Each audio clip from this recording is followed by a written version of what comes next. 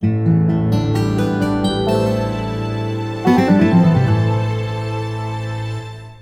want a good story? Well, you're in the right place to hear wholesome tales of wit, wisdom, and intrigue. Engaging stories about real people, and some of them are true. Everyone has a story. This is episode number 1, Her Remarkable Amazon Christmas.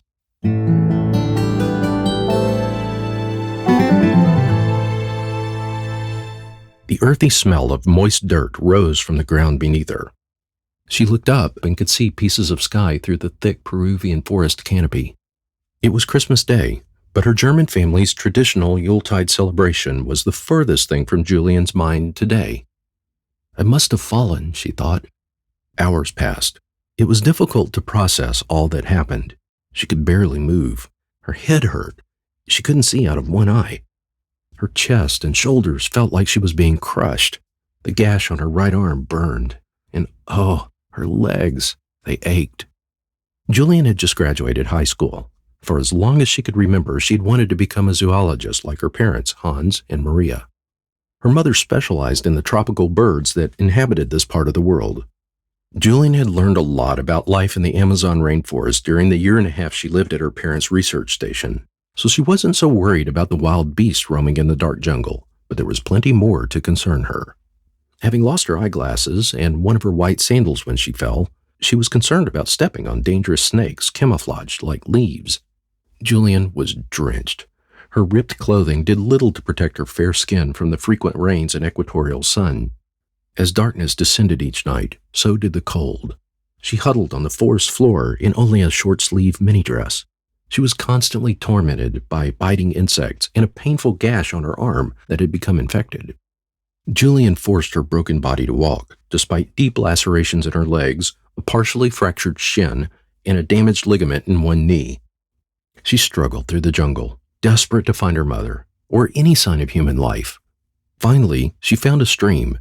Recalling her father's advice, she followed it, downstream, where you'll find people. To avoid the poisonous plants that grew over the jungle floor, she walked in the water, sometimes swimming. The stream provided clean water and a natural path through the thick jungle vegetation. But in the Amazon, water comes with its own hazards. The alligator-like caimans she saw seldom attacked humans, but Julian knew to wade midstream to avoid the Amazon's stingrays, electric eels, and schools of voracious piranhas occupying the shallows. Occasionally, Julian could hear aircraft flying overhead, no doubt searching for signs of human life in the untamed jungle below. She desperately tried to get their attention, but the dense foliage made it impossible. With each day, Julian felt herself giving up hope, especially during the nights. She would probably die alone in the remote jungle. No longer able to stand properly, she drifted deliriously along the edge of a larger river. When she first saw the boat, she thought it was a hallucination, until she touched it. It was real. Near the boat was a small path leading into the jungle.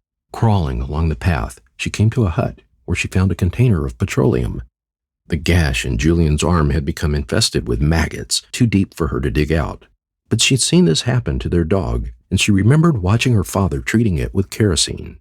Pouring the petroleum into her cut produced intense pain, but it worked, and she pulled at least 30 half-inch-long maggots out of her arm. She spent the night at the hut.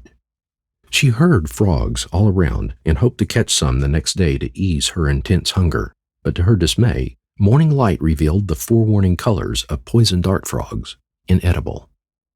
She thought about taking the boat, but her conscience wouldn't permit her to steal, no matter her circumstances. Soon after, she heard the voices of 3 men emerging from the forest. The lumbermen were stunned to find their shelter occupied by a blonde, pale-skinned woman.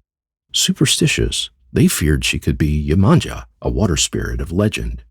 Julian introduced herself in Spanish, and then cautiously allowed her to stay. They gave her food and treated her wounds. The next day, they took her on a 7-hour canoe journey down the river. There, a local pilot airlifted her to a missionary hospital and to her waiting father. It took Julian a while to reconstruct what happened. This is what she was able to recall. It was Christmas Eve, 1971. The plane was 7 hours late, and restless passengers were eager to get home. Julian took the window seat, 19F, in the second-to-last row in the turboprop Lockheed Electra, Lanza Flight 508 out of Lima. She was traveling with her mother, Maria, on their way to a rendezvous with her father, who was waiting for them in Pucallpa, Peru. Minutes into their 1-hour flight, they were engulfed in the dark, swirling clouds of an equatorial thunderstorm. Violent turbulence shook the airliner. Without words, Julian and her mother gripped each other's hand. Lightning flashed all around them. The airliner was being tossed about like a toy 2 miles above the ground. Another brilliant flash, this time striking an outer engine, causing a fire under the left wing. Her mother understood the gravity of the situation. "It's all over," Maria said calmly. They would be the last words Julian would ever hear her mother speak. People screamed in the pitch black, and the deep roaring of the engines filled Julian's head. 10,000 feet over the Amazon jungle, the airliner, with 92 souls aboard, pitched into a nosedive and began to break apart. That's when Julian fell. The commotion stopped.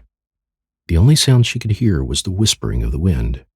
Hanging head over heels, still strapped into seat 19F, Julian watched the green canopy of jungle spinning toward her, and then she lost consciousness. She remembered nothing of the impact. You see, on Christmas Eve, 1971, 17-year-old Julian Koepka survived a 2-mile fall without a parachute. What's more, she spent 10 days alone in the Amazon jungle and walked out alive to tell about it. That's her story.